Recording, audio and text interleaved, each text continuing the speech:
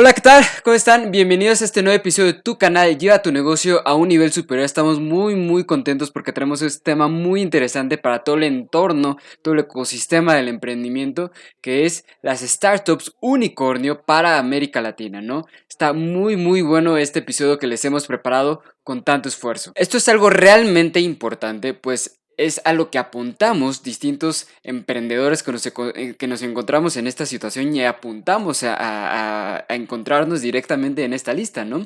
Esta es una investigación realizada por distintas fuentes, ¿no? Y no quiero que se me vaya ninguna. Está el US Journal Blog, ¿no? El CB Insights, que nos da muchísimas fuentes del ecosistema emprendedor a nivel mundial. Está Latin America Reports, está la TAM List y Contexto, ¿no?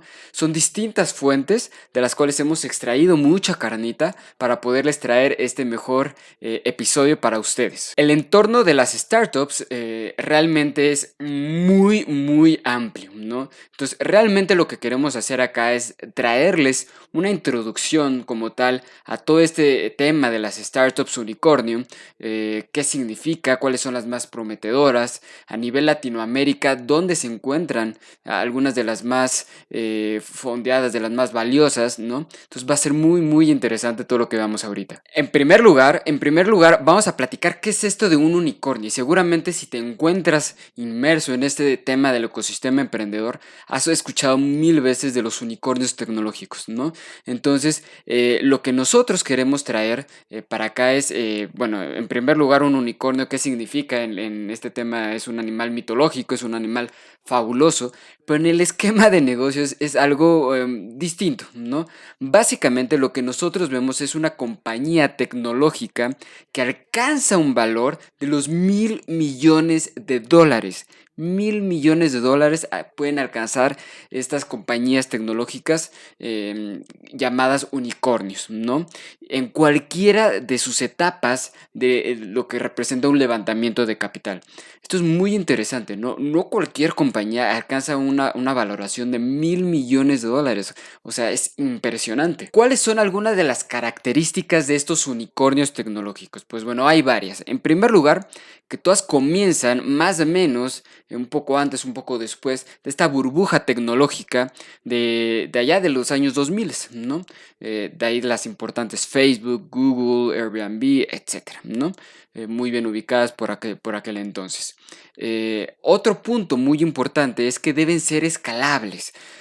Lo que buscan estos inversores es que se pueda escalar a una gran magnitud, ¿no? En tercer lugar, debe haber un tema de tecnología disruptiva, ¿no? Algo que no se vea, no se haya visto anteriormente en el mercado. Y en cuarto lugar, tiene que ser una inversión que reditúe muchísimo más. Se habla que por cada dólar invertido en estas startups, ¿no? En estas aceleradoras de programas, etcétera, por cada dólar invertido puede llegar a multiplicarse de 10 hasta 26 veces el valor, ¿no? Entonces, por eso es tan interesante el poder invertir en estos ecosistemas, ¿no? Qué importante va a ser esto, y el unicornio, tal cual como ya lo vimos, tiene que alcanzar los $1000 millones. Es decir, las personas que invierten, los fondos de inversión, los angel investors, ¿no? Los ángeles inversores, también otro término por ahí, esperan tener estos retornos de entre un 10 y un 26 veces el valor de lo que invirtieron. En segundo lugar, lo que nosotros podemos observar es que este ecosistema de startups en Latinoamérica cada vez va creciendo aún más, ¿no? Si bien lo que hablábamos de la burbuja tecnológica del año 2000 está muy focalizada a Estados Unidos, por ahí algunos países de Europa, realmente América Latina ha ido creciendo poco a poco, a pasos muy pequeños. Pero hoy en día se considera una región emergente en este concepto de la inversión, ¿no? Y hay que ver por qué, ¿no? Hay distintos conceptos. En primer lugar, las compañías cada vez son más aceptadas en estas aceleradoras, ¿no? Y aquí podemos ver un Y Combinator allá en Silicon Valley, el mismo instituto de Silicon Valley, ¿no? Y hay distintos institutos que están accediendo como como un programa de aceleradoras de compañías, de empresas, ¿no? Esto es muy, muy interesante y cada vez las compañías de Latinoamérica están levantando más y más la mano. Y esto lo podemos ver de una manera muy clara con unas cifras de inversión que aparece en unas de estas fuentes que pudimos localizar del primer semestre del 2019 versus el primer semestre del 2018. Y acá vamos con los tres principales países a nivel región para estas startups, ¿no? En primer lugar encontramos a Brasil, ¿no? Que Brasil, si bien vamos a ver más adelante, es uno de los países más consolidados a nivel de estos unicornios tecnológicos. Bien, ha crecido el primer semestre 2019 versus el primer semestre 2018 en un 81% de la inversión. Qué impresionante, ¿no? Después viene México, ¿no? México que ha crecido 4.2 veces el tamaño de la inversión. Brutal, ¿no? Y posteriormente llega Colombia. Colombia ha crecido 11.5 veces el tamaño de la inversión. ¿Por qué? Bueno, viene Rappi, ya vamos a platicar un poquito más de Rappi, ¿no? Pero qué impresionante en qué tamaños está creciendo la inversión para las startups en América Latina. Un organismo que se llama LAPCA, ¿no? Estima que para el año 2019 se invirtieron cerca de 3.5 billones de dólares. Esto significa un incremento de 7 veces versus lo que se invertía hace 4 años. 7 veces ha crecido versus lo que se invertía hace 4 años. Es decir, hace 4 años se registraba una inversión alrededor de 500 millones de dólares. Hoy en día estamos en 3.5 billones de dólares. Qué impresionante, ¿no? Esto es algo realmente brutal. Se dice que anteriormente este tema de las startups únicamente estaba clavada directamente a los ámbitos locales, ¿no? Es decir, México con México, Brasil con Brasil, Colombia con Colombia, Argentina con Argentina, Chile con Chile. ¿Y por qué? ¿No? Realmente por un tema de tradición, realmente por un tema cultural, pero a raíz de que empezamos a ver a otras startups entrando, tocando la puerta, como bien puede ser un Didi, como bien puede ser un Sequoia, como bien puede ser un Alibaba, ¿no? Realmente, a partir de estas entradas, las personas empiezan a voltear hacia otros países, ¿no? Entonces, a partir de acá empiezan a asistir a estos programas de aceleración, deciden incurrir en otros países y cada vez van siendo más y más notables y cada vez vamos a traer mayor inversión a América Latina. El tercer punto de este episodio son los unicornios por país, ¿no? Y vamos a quisiéramos platicar de todas, ¿no? Hay páginas que hablan que América Latina tienen cerca de 50 unicornios, hay páginas que hablan de 25 unicornios, ¿no? Aquí únicamente vamos a mencionar alrededor de 13, ¿no? Empecemos con Brasil. Brasil es el país más interesante a nivel América Latina, ¿no? Como lo platicábamos, se dice que tiene alrededor de 10 unicornios tecnológicos para este tema de las startups, ¿no? Se lleva haciendo este LAPCA, ¿no? Un directorio de las startups en América Latina, se lleva alrededor del 53% de las startups en ese directorio, ¿no? Después viene México con cerca de un 14% y después Argentina, Chile, Colombia con cerca de un 11% más o menos, ¿no? Entonces, Brasil con un cercano al 53%, qué interesante, ¿no? ¿Por qué? Porque realmente acá vamos a platicar únicamente de 5, ¿no? En primer lugar encontramos a 3 clavadas directamente en un tema de fintech, ¿no? Encontramos a PagSeguro, encontramos a Nubank, encontramos a StoneCo, ¿no? Que tienen, para citar directamente, una evaluación, PagSeguro de 14.5 billones de dólares, Nubank con cerca de 10 billones de dólares y StoneCo de 9.9 billones de dólares respectivamente, ¿no?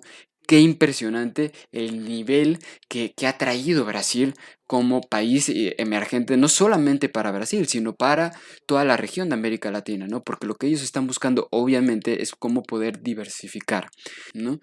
iFood, esta compañía recientemente alcanzó este nivel, ¿no?, de evaluación de $1 billón, liderada directamente por Fabricio Bloisi, ¿no?, este CEO que es cofundador directamente de otra de las grandes compañías de telecomunicaciones allá en Brasil, ¿no? Es muy interesante cómo iFood ya está tocando otros países, también ya está acá en México y va a ser muy interesante cómo se va a dar esta batalla directamente en los demás países de América Latina. En segundo lugar, encontramos a México, como platicamos, tiene cerca del 14% de estas startups, ¿no? De estas llamadas startups, ¿no?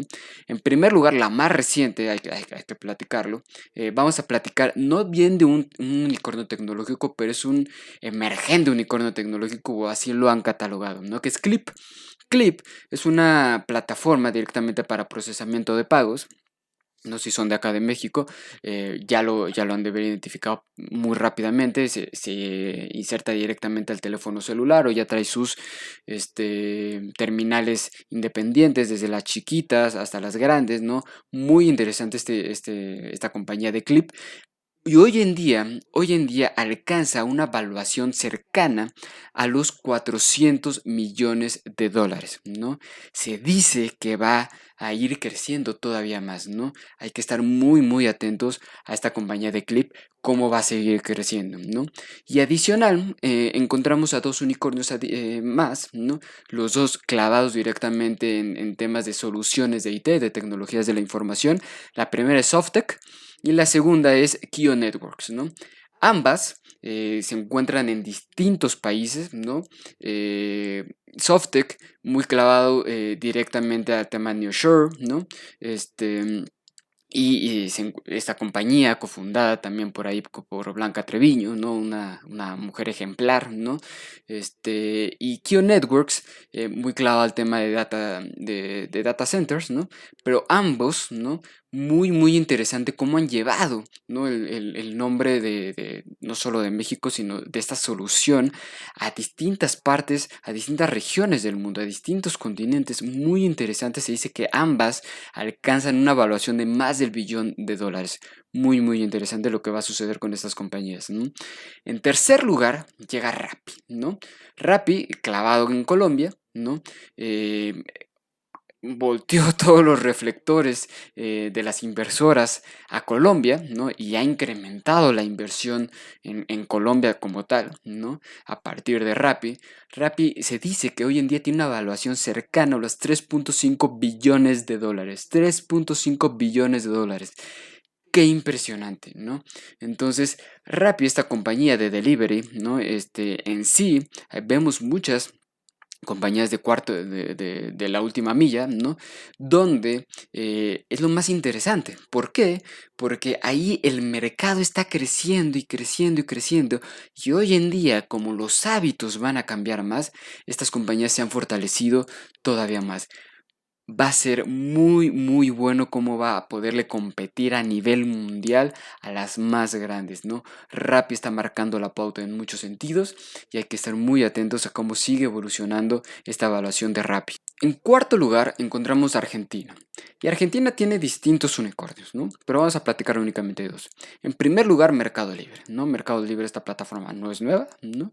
Pero se dice que es el Amazon latinoamericano, ¿no? Y por ahí se dice que está trabajando por ahí con un e-commerce de allá de Oriente, ¿no? Pero está creciendo cada vez más y más y más, ¿no? Si bien tenía una percepción de marca tal vez un poco baja hace algunos ayeres, cada vez está creciendo más y se está fortaleciendo cada vez más, ¿no? Entonces, Mercado Libre tiene una evaluación de más del $1 billón. Se dice que está pegándole a los 2.9 billones de dólares como valuación, ¿no? Muy interesante lo que va a suceder con Mercado Libre. Y posteriormente está Despegar. Despegar, esta compañía donde tú puedes programar directamente vuelos, puedes programar tus viajes, experiencias, también de origen argentino, se ha expandido a distintas partes de Latinoamérica.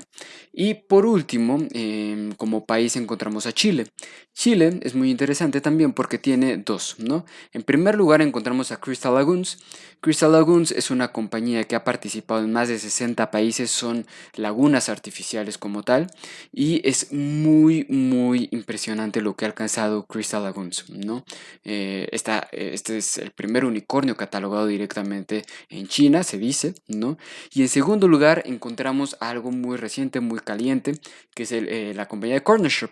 Corner Shop, que es una compañía chilena-mexicana, ¿no? Fundada por dos chilenos y un sueco por ahí, ya tuvo un intento de compra directamente por Walmart. Recientemente está discutiéndose, es un hot topic, la compra por Uber. Uber, que con todas estas pláticas está poniendo la pauta ahí por directamente el 51% se dice, ¿no? Y está alcanzando la evaluación del $1 billón Corner Shop, ¿no? Le convino que no se pudiera concretar este tema de la compra por Walmart, y esto no se dio principalmente por las instituciones gubernamentales aquí en México, donde dice de la COFESE, que es la Comisión de Competencia Económica, ¿no? Este, estas regulaciones no permitieron la adquisición de Corner Shop por Walmart, ¿no? Pero hay que estar muy atentos a ver qué sucede con Uber y cómo va a salir a pelear directamente a otros mercados y cómo están apostando estas compañías de Estados Unidos por mercados latinoamericanos. Muy, muy interesante. Y por último, ¿no? Ya no vamos a hablar de un país en particular, pero encontramos el resto de Latinoamérica. Y ahí encontramos a Crehana, ahí encontramos a Duolingo, ahí encontramos a Celina. Celina es una startup de coworking y se habla que es un unicornio potencial, ¿no? Hoy en día cuenta con una evaluación de $850 millones. Entonces, esta startup panameña, de origen panameña, hay que estar muy atentos a cómo va a seguir evolucionando y cómo va a seguir captando capital, porque seguramente va a ir a otras rondas de levantamiento de capital.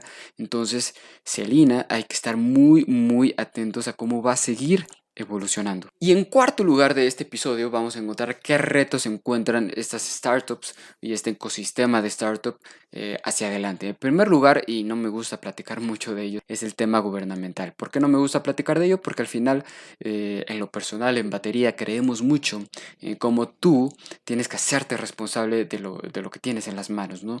Y el tema gubernamental no lo tienes en las manos, pero bueno, hay un reto gubernamental muy fuerte en cómo los gobiernos pueden ayudar a no hacer tan burocráticos la creación de empresas, a cómo puedes facilitar ciertas políticas, ciertas leyes para la creación de empresas, para subsanar cierto tiempo, un tema fiscal. Hay que estar muy atentos a qué se puede impulsar, ¿no? Por ahí, ya en Argentina, Mauricio Macri decretó por ahí una ley donde en Argentina pasaron de una creación de empresa de 6 meses a poderlo hacer en tan solo días, ¿no?